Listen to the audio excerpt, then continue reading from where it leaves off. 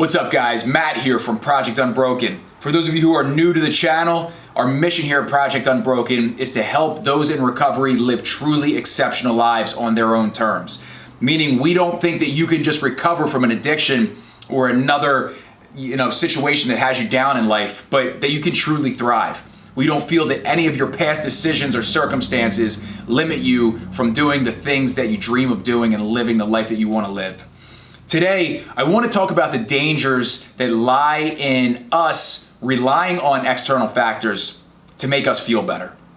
So this can be anything from relying on a significant other or a spouse or a loved one to make us feel better, all the way down to us relying on maybe our maintenance program, Suboxone or methadone, to truly fix the issues that we're dealing with.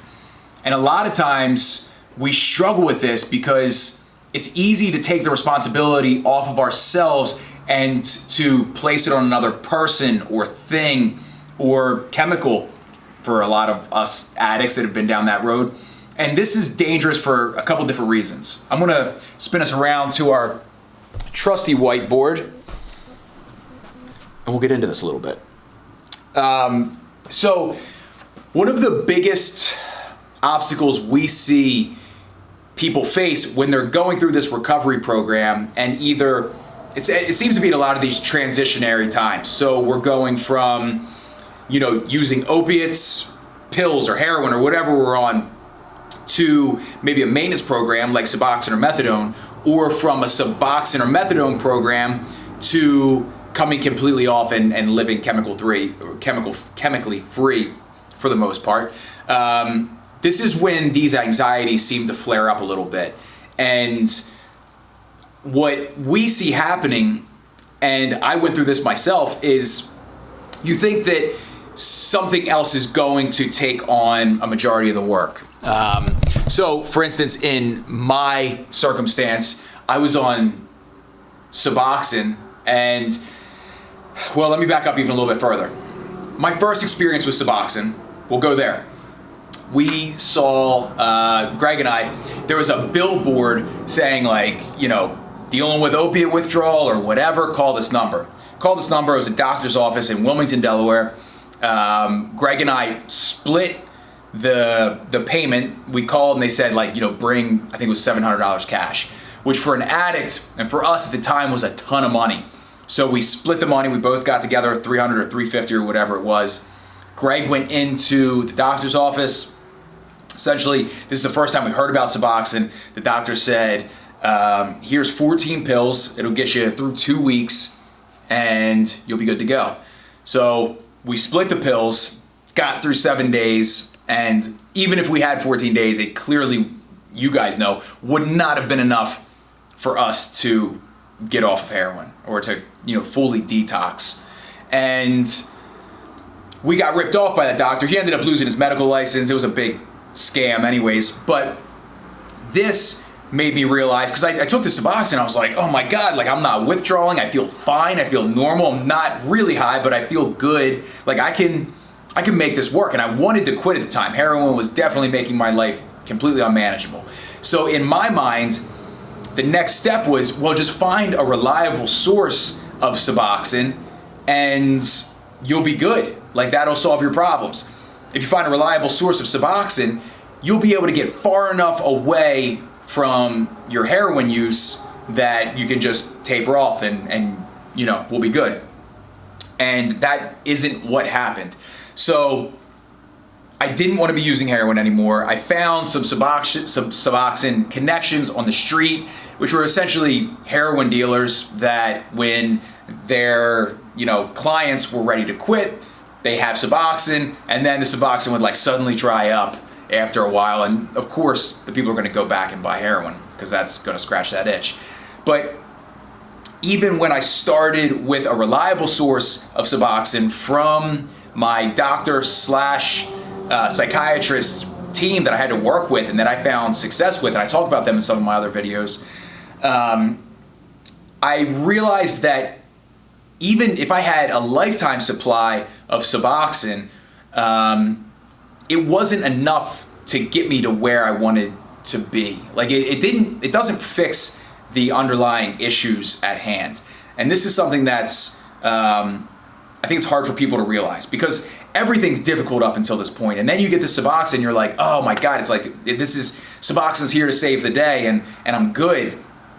But we see that when people start getting towards the tail end of the Suboxone, when the taper is supposed to be up, whatever it is, we are just overrun with anxiety, because now we realize, like, oh no, what's going to make me feel better now? And that's because we put too much responsibility on the Suboxone, and we didn't handle things correctly on our side. And honestly, it's nobody's fault, because I think most physicians that prescribe Suboxone don't really go over the importance of managing your life outside of that maintenance program.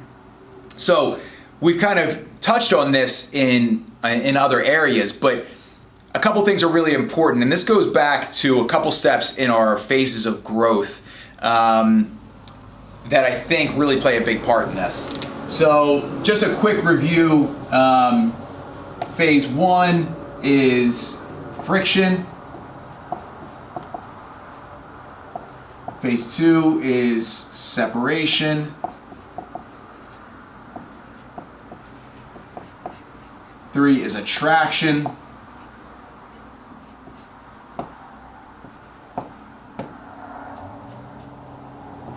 4 is integration.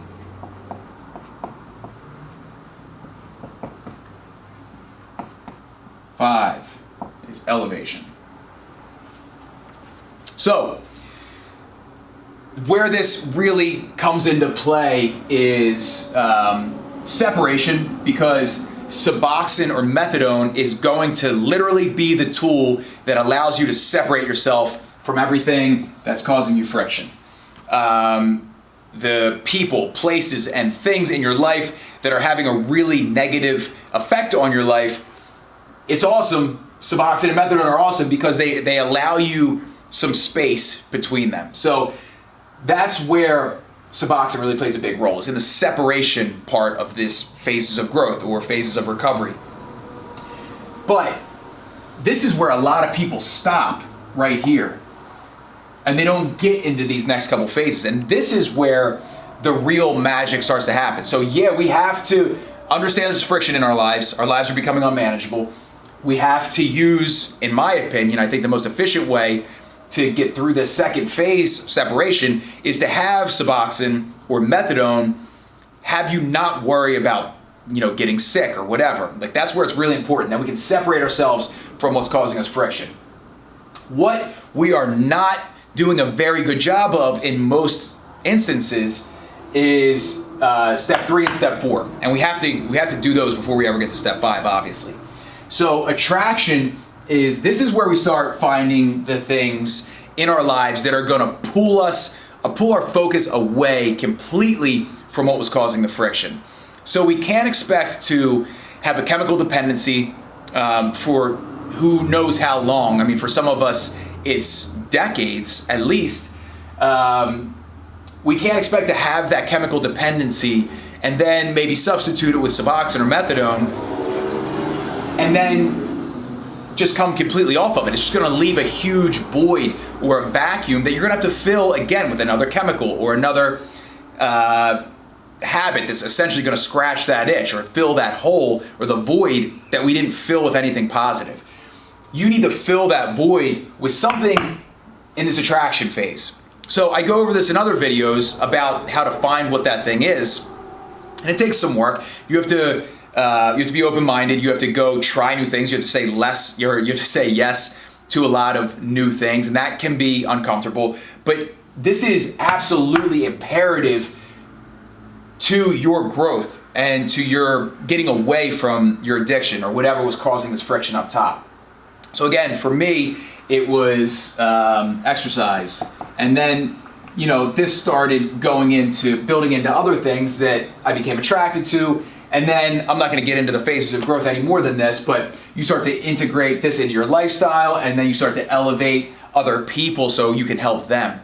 But we can't expect to just, again, have Suboxone do all the work. it does a very small part of the overall job, which is, again, it helps us with this separation phase. It's not gonna help us with the attraction because you have to actually try shit and do shit and put yourself out there. And it's not gonna help with the integration or the elevation either, obviously. I would honestly say somewhere between steps 3 and 4 and 4 and 5, somewhere around here, you should seriously be considering your tapering process and finding out, a good tapering schedule and how to move off of that. Because by this point, your focus has shifted from up here to down here, and things that you're attracted to and things that you want to set your focus on, things you're passionate about.